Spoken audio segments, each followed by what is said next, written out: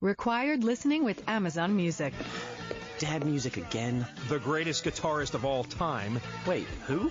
Alexa, add this song to a new playlist. Sure, what's the new playlist name? Jack's Intro to Classic Rock. Adding Stepping Stone by Jimi Hendrix to Jack's Intro to Classic Rock playlist. Amazon Music, the simplest way to listen to the music you and soon he will love. New customers start your 30-day free trial at AmazonMusic.com. Renews automatically, cancel anytime. He's here. He's here. Now, broadcasting from the underground command post, deep in the bowels of a hidden bunker, somewhere under the brick and steel of a nondescript building, we've once again made contact with our leader, Mark Levin. Hello, everybody. Mark Levin here. Our number, 877-381-3811, 877-381-3811. Well, there's several big issues that I want to discuss. First, I want to say thank you for being out there, my loyal Levinites, my loyal listeners, listening to me on the radio. Let me ask you a question. Have you noticed that things that we say here months and months and months ago wind up being repeated? I mean, it's really a remarkable thing. I think that's why you're here. You're the smartest audience of all audiences. Now, we have been spending a long time talking about what's going on in California. With sanctuary cities, with laws passed by the one-party state, the progressive Democrat state in California. I have made analogies repeatedly about the old Confederacy and this idea of nullification, the old Confederacy and secession. That sanctuary cities are basically nullification cities. We've gone into the history of nullification. We've gone into the history of secession. And I open the newspaper and I read this parallel, this analysis in Investor's Business Daily. People are sending me emails saying they're hearing about it on talk radio today. I think this is why it's important if you want a historical perspective. You want some context to events that take place each day. I'm going to provide that to you because that's my training. That's my history. I don't need to plagiarize from other people. I don't need to regurgitate what other people say. I don't even want to know what they say. I'll give you another one. How long have you and I, you, my beloved audience, how long have you and I been talking about domestic, political, espionage, spying, surveillance by the Obama administration against the Trump campaign and the Trump transition? How long have we been talking about that? Day in and day out, to the point where many of you probably, okay, we get it. So the case is being built over the course of the year since I mentioned it. And it's being built, and it's being built, and it's being built. But the foundation for this is something that you and I have been talking about now for over a year. For over a year. Every time I'm asked to go on a Fox show, every time I'm asked to go on a radio show, I'm asked about this. But I also remember, for a full week after I first brought it up, and it hit the Associated Press, and it hit ABC News and NBC News and all the rest of them, we were told it's not true. We were told this is a conspiracy theory. We're told we're right-wing nuts. And yet, day in and day out, there's more and more evidence of this. Now, I understand my colleagues in this business. I really do. There's a level of competition and vapidness. And so they pretend that the foundation for this hasn't been laid. It's been laid over and over and over and over again. It's all over the internet. It's all over Conservative Review. It's all over with our good friend Paul Bedard. It's all over Right Scoop. Where else? Media Research Center, and, of course, on my own social sites. Because I view my mission behind this microphone to dig deeply, not to just come here and do a tap dance every day. And it requires some work, some thinking, and more than anything else, using my experience and my research to draw rational conclusions to these things. Here's a perfect example. Perfect example. There's another story out here about a phony case involving Eric Prince. He's the founder of the private security company Blackwater. We're supposed to hate him, and we're supposed to hate Blackwater. Why? Because the liberals create devils. I don't hate Eric Prince. I don't know him. I don't hate Blackwater. I believe they changed the name to something else.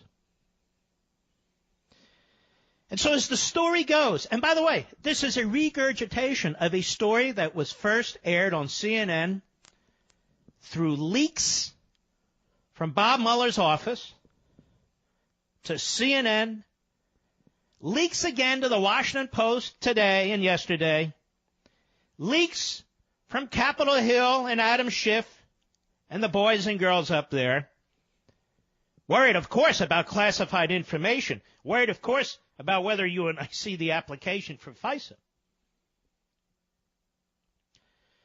But you see, Mr. Prince apparently had a very short meeting with a Russian, a hedge fund Russian, who it said is close to Vladimir Putin. And the meeting was facilitated by somebody named George Nader, a Lebanese American, they tell us. Now notice the liberal media have to tell us he has Lebanese heritage. That's just to create, in your mind, all kinds of scenarios. And it's at a place called the Seychelles Island. I never heard of the Seychelles Island. Apparently it's a beautiful place. You know, it's a nation with 94,000 people. The hell, maybe I'll move there. I don't know. Problem is, I don't like fish that much, and I doubt they have a lot of meat. So they had this meeting. And the leftist Praetorian Guard media isn't sure how to describe this, how to position this.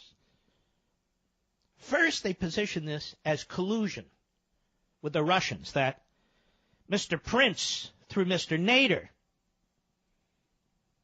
and Qatar are trying to figure out how to create a backdoor communications channel between Trump and his people and Russia. Now, the only problem with this, ladies and gentlemen, is that doesn't show collusion with Russia during the campaign, because the meeting took place on January 11th of 2017, 2 months after the election, and 9 days before Donald Trump was going to be inaugurated as the next president. So that doesn't make any sense. Why would Donald Trump need a back channel to the Russians when in 9 days he's president of the United States and he doesn't need any back channel to anybody? Hello? Hello? All right. They say, all right, let's try something else. They're trying, you see, to do this back channel thing in order to promote Donald Trump family businesses with Russia. Well, there's no evidence of that. That's absolute, complete speculation. That doesn't even make any sense. There's no evidence of that whatsoever. Oh. Okay. Well, let's try another one. This guy, Eric Prince, maybe he doesn't really know Donald Trump, but he gave a lot of money to the Trump campaign through a PAC, $250,000. Maybe he was trying to buy favoritism with the Trump campaign by setting up this meeting with Russia. The problem is, Mr. Prince says, it's had nothing to do with the Trump campaign. of any sort. Had nothing to do with Trump, his finances, so forth and so on. And this matter was reported, as I said, in August on CNN, with this Aaron Burnett breathlessly going on in an incomprehensible, incoherent, moronic way, pressing Mr. Prince, who showed up and was interviewed in August 2017. And the interview is stupid. 5 or 6 weeks later, the great journalist, one of the greatest journalists of our era, Bret Baier, examines this too, on the Fox News channel with Catherine Erich. And they report it honestly. And they're not making allegations like CNN. So it's reported in August, it's reported in September, it's already been leaked, and the Washington Compost does a brand new story on it, like it's a big deal, and it's all over TV, all over radio, all over the damn place. Because now we're told Bob Mueller's looking into this meeting. Foreign contacts, collusion. Say what? Foreign contacts and collusion. Then they try to drag Jared Kushner into this. Then they try and drag Steve Bannon into this. They try and drag other people into this. Drag them into what? Drag them into what? So this was the big story the last 36 hours. It's a non-story.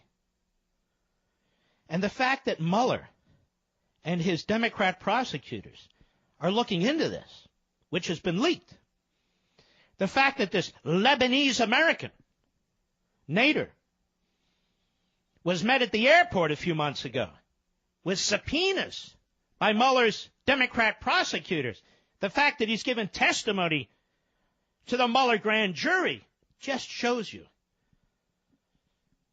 that Mueller is a lousy, good-for-nothing, rogue, phony prosecutor. He is a political hack dressed up as a special counsel. His staff of Democrats are political hacks dressed up as assistant special counsel. I suspect Mr. Mueller is going to put together his own dossier by the time this is over, with one phony comment after another, with one phony inference after another, all leading to the obstruction of justice, foreign influence, and all the rest that he couldn't prove in court if his life depended on it. Just as he screwed up the anthrax case for 5 damn years, chasing down the wrong guy, smearing him through leaks all over the media, and he still hasn't apologized. And how come I'm the only one who mentions that if Paul Manafort is public enemy number one, if the extent of his financial abuses and violations and tax abuses and violations are, as Mr. Mueller's Democrat prosecutors say in their filings in 2 federal courts, one in Virginia and one in Washington, D.C., I have to ask you, ladies and gentlemen, since most of this has to deal with things that took place years ago, how did Mr. Mueller miss it? He missed it all when he was the director of the FBI. It just demonstrates further what Mr. Mueller is. Mr. Mueller would be perfect as a prosecutor in Vladimir Putin's Russia. There's the irony. Mr. Mueller would be perfect as a prosecutor in the old Soviet Union. Mr. Mueller would be perfect as a prosecutor in any autocracy. And Mr. Rosenstein, you're a disgrace for picking this man, one of your best friends. Despite his conflicts with Comey, you're a disgrace for not properly overseeing this investigation. You're no better than he is. But there's something even bigger here. Bigger than everything I've just said. You want to know what it is?